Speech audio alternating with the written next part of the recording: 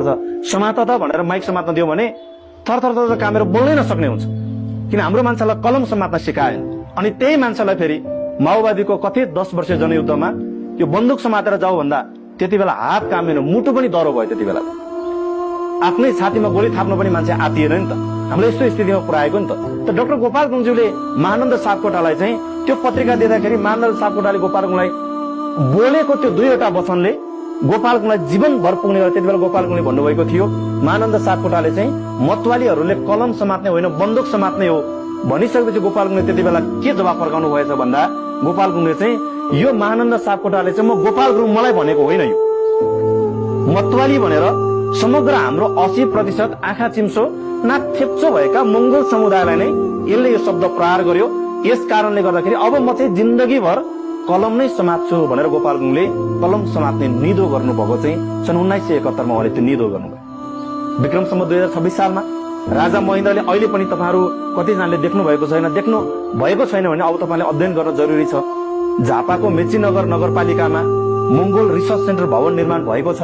त्यो research centre भित्र हामीले सुरक्षित साथ राखेका छौं। विक्रम सम्वत 2026 सालमा राजा महेन्द्रले गोपाल गुरुङलाई त्यति बेला के अफर गर्यो भन्दा, गुरुङजी तपाई जतिको बौद्धिक ज्ञान भएको व्यक्तिले यस्तो मंगोल आर्यन निग्रो यस्तो कुरा नगर्नुस्, लोकतन्त्रको कुरा पनि नबोल्नुस्, हाम्रै राजतन्त्र ठीक छ, मलाई सहयोग गर्नुस्, तपाईले जे चाहनुहुन्छ त्यो दिन्छौं, तपाईलाई मेची अञ्चलको अञ्चलाधीश दिन्छौं भनेर राजा महेन्द्रले प्रस्ताव गरेको अवस्था थियो।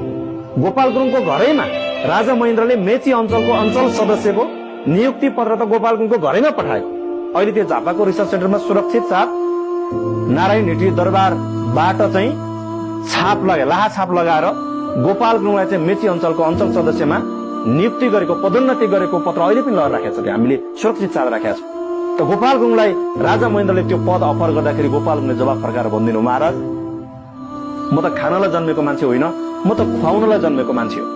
तपाईले दिनुभएको शक्तिले, तपाईले अफर गर्नुभएको अञ्चलाधीश पदले म व्यक्ति म आफू त बन्न सकौंला, तर मेरो 80% जनता जो बिहान खाए बेलुका के खाउँ, बेलुका खाए बिहान के खाउँ भएर बाँचेका जनताहरूले अहिले अझै पनि अधिकार पाउँदैनन्। यस कारणले गर्दाखेरि म तपाईले दिएको पदलाई अस्वीकार गर्छु भनेर डाक्टर गोपाल गुरुङज्यूले राजा महेन्द्रले स्वीकार गरेको अथवा राजा महेन्द्रले प्रस्ताव गरेको पदलाई चाहिँ गोपाल गुरुङले अस्वीकार गरिदिनु भएको अवस्था थियो। अन्तिममा राजा महेन्द्रको हत्या भयो, देशमा सत्तामा राजा वीरेन्द्र आयो। यो विषयमा तपाईहरु कतिजनालाई थाहा छ। राजा महेन्द्रको हत्या भइसकेपछि खासमा फेरि राजतन्त्रको नियम अनुसार राजाको मृत्यु भइसके पछाडि यदि त्यो राजाले 2वटा 3वटा 4वटा रानी बिहा गरेको छ भने पनि राजा हुने अधिकार चाहिँ जन्मसिद्ध राजा हुने अधिकार राजाको पहिलो श्रीमतीको जेठा छोरालाई राजा हुने अधिकार हुन्छ। तर राजा महेन्द्रको पहिलो श्रीमती भनेको मंगोल चेली थियो। अहिले बहसमा आइराखेको छ, कसैले गुरुङसँग बिहा गरेको, गुरुङ चेलीसँग, कसैले तामाङसँग भन्ने बहस आइराखेको छ। तर राजा महेन्द्रको पहिलो श्रीमती अथवा पहिलो रानी चाहिँ मंगोल समुदायकै थियो।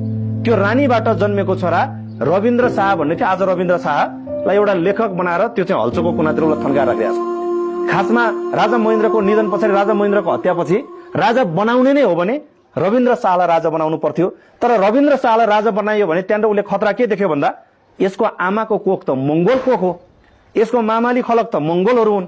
भोलि गएर यसले चाहिँ के गरी मामाली खलकतिर लाग्दिएर साँच्चै नै देशमा राजतन्त्र अन्त्य गरेर लोकतन्त्र घोषणा गरिदियो भने त हाम्रो जन्मसिद्ध राज गर्ने अधिकार सदाको लागि चाहिँ त्यो चाहिँ खत्तम भएर जान्छ। यस कारणले गर्दा यसलाई राजा बन्न दिनु हुँदैन भनेर हतार के गर्यो, राणाको छोरीलाई बिहा गरेर राजा वीरेन्द्रको हातमा चाहिँ सत्ता सुम्पिनको निमित्त उनीहरू तयार भएर गएको इतिहास तपाईँ हामीले अहिले देख्न सक्छौं, बुझ्न सक्छौं। त्यसलाई हामीले अहिले अध्ययन गर्न सक्ने अवस्था बनेर गएको छ। महेन्द्रको हत्या भयो, सत्तामा राजा वीरेन्द्र आयो। वीरेन्द्र सत्तामा आइसके पछाडि डाक्टर गोपाल गुरुङज्यूले फेरि राजा वीरेन्द्रलाई पनि गोपाल गुरुङले चिठी लेखेर बताउनु भयो, महाराज मैले तपाईको बुवालाई पनि मैले कुरा बताएको थिएँ। पछि गोपाल गुरुङले भन्नुहुन्थ्यो, मेरो कुरा राजा महेन्द्रले त बुझ्न सकेन, तर वीरेन्द्र भनेको त उता राम्रो स्कुल पढेको मान्छे, धेरै पढा लेखा भएको मान्छे, मेरो कुरा पक्का पनि अबको युग अनुसार चाहिँ राजा वीरेन्द्रले चाहिँ बुझ्न सक्छ भनेर राजा वीरेन्द्रलाई मैले प्रस्ताव गरेर भने, महाराज मैले तपाईको बुवालाई पनि यो प्रस्तावहरू लगेको थिएँ, तपाईको बुवाले मेरो कुरा स्वीकार गर्न सक्नु भएन। म आज तपाईलाई पनि फेरि यो प्रस्ताव गर्दैछु, तपाईकै हातबाट देशमा राजतन्त्र अन्त्य गर्नुहोस्, देशलाई लोकतन्त्र धर्मनिरपेक्ष प्रान्तीयता घोषणा गरिदिनुहोस्, राष्ट्रपति शासन लागू गर्नुहोस्, तपाई नमरुन्जेलसम्म तपाई राष्ट्रपति हुनुहोस् तपाईँ मरिसकेपछि तपाईँको छोरा अथवा तपाईँको छोरीलाई राष्ट्रपति बन्न पाउने एउटा व्यवस्था ल्याएर छोडिदिनुहोस् भनेर डाक्टर गोपाल गुरुङजीले राजा वीरेन्द्रलाई अफर गर्नुभएको।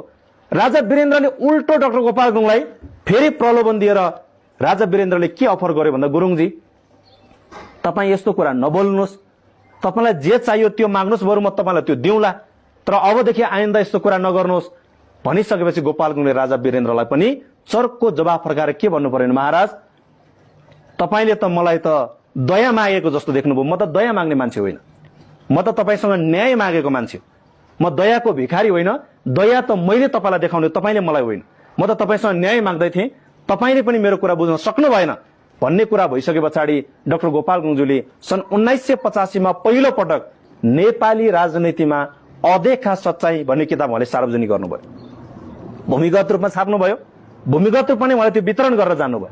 त्यसको दोस्रो संस्करण सन् 1988 को पहिलो महिनामा नेपाली राजनीतिमा अदेखा सच्चाईको दोस्रो संस्करण निकालेर बाँडिसके पछाडि त्यो किताब त यिनीहरूले पाउन सकेन। त्यो किताबको फोटोकपी पाएको आधारमा डाक्टर गोपाल गुरुङज्यूलाई सन् 1988 अगस्त 30 तारिकको दिनमा डाक्टर गोपाल गुरुङज्यूलाई उहाँको घरैबाट प्रहरीहरूले चाहिँ पक्रेर हनुमान ढोकामा लगेर गोपाल गुरुङलाई थुन्यो।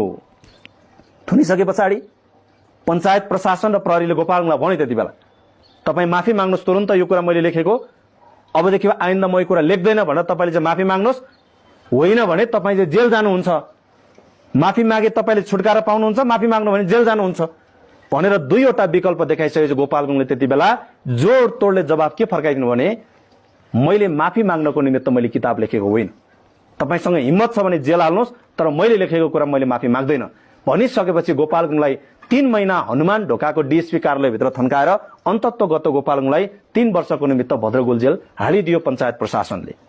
यही सँगसँगै डाक्टर गोपाल गुरुङज्यू प्रहरी पक्राउ पर्दै जेल गएको करिब 4 महिनापछि सन् 1989 जनवरी 1 तारिकको दिनमा भद्रगोल जेलभित्र आजसम्म नेपालको राजनीतिक इतिहासमा जेलभित्र जन्मेको राजनीतिक दल भनेकै मङ्गले सन्यासन मात्रै हो। भद्रगोल जेलभित्र 1 जनवरी 1989 मा अहिले तपाईँ हामीले देखिराखेको यो खुकुरी तारा अंकित झण्डा लिएर गोपाल गुरुङले भद्रगोल जेलभित्र नै यो संगठन खोल्नुभयो।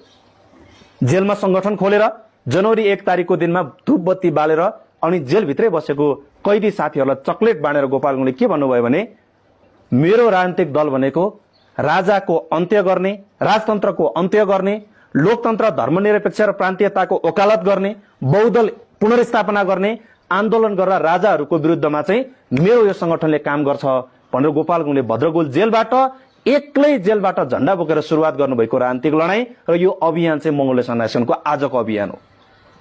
सन् 1989 को समय, त्यो 1989 को समयमा अघि कुरा धेरै उठिसकेको छ, पूर्वोक्त साथीले बताउनु भयो। डाक्टर गोपाल गुरुङज्यू भद्रगोल जेल पर्ने बेलामा जेलमा भेट्न जाने मान्छेहरू मध्येको लाइनको गोरेबहादुर खपाङ्गी, एमएस थापा मगर, गोपाल किराँती, यिनीहरू सबैजना गोपाल गुरुङलाई चाहिँ भद्रगोल जेल भेट्न जाने लाइनका मान्छेहरू। गोपाल गुरुङलाई जेलमा भेटेर दाई